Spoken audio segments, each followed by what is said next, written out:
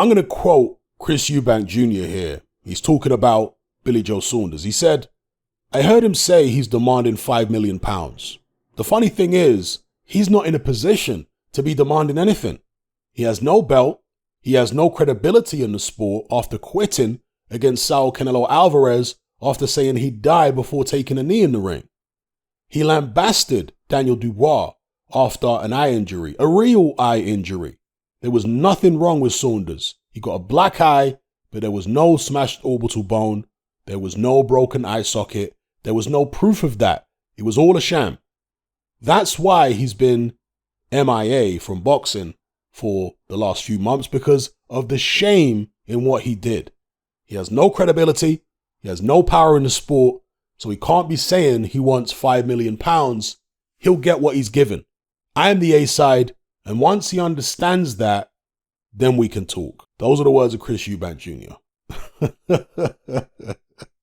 Now, whether you think that Billy Joe Saunders quit, whether there was a broken eye socket or not, he was in the ring in a unification against arguably the best pound-for-pound fighter in the world in front of a huge crowd. That's the position he was in. What position is Eubank Jr. in? He just came off a win against, who was it? Marcus Morrison on an undercard? And he's talking about he's the A side and Billy Joe Saunders is the B. Like, look, I enjoy Chris Eubank Jr.'s fights. I've always followed his career with keen interest. But I've got to be real, folks. Him coming out saying that he's the A side against Saunders at this point. I mean, how much did Eubank get paid for his last fight versus how much did Saunders get paid for his last fight? It's night and day. So, no, actually, Saunders is the A side. He has to be. Irrespective of whether you think he quit or had a fractured orbital bone or didn't, numbers don't lie. So, if Eubank Jr. is talking about he's the A side, then that obviously means the fight can't happen.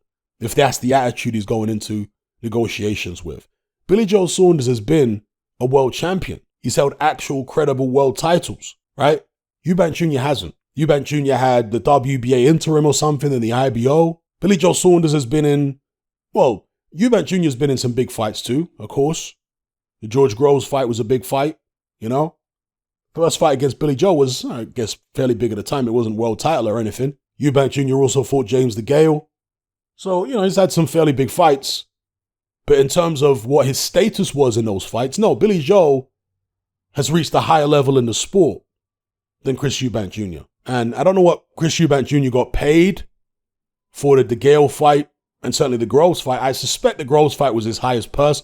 Was that more money than Billy Joe got paid against Canelo? I suspect not, but you never know. Point is, like I say, there is no way that you could say Chris Eubank Jr. is the A side here. And again, I like the Eubanks as entertainers. I know they say they don't run jokes, right? We don't run no joke. They happen to be funny. They're hella funny for people that don't run jokes. But still, if Eubank Jr. is serious about fighting Billy Joe Saunders, then he needs to stop all this A-side talk. And as a warrior, shouldn't he want to try and get his own back against Billy Joe Saunders? It's not like he got beaten from pillar to post in that fight. It was a close fight. Wouldn't he want to run it back and try and right that wrong? Let me know what you guys feel about all this in the comments below. I'm out.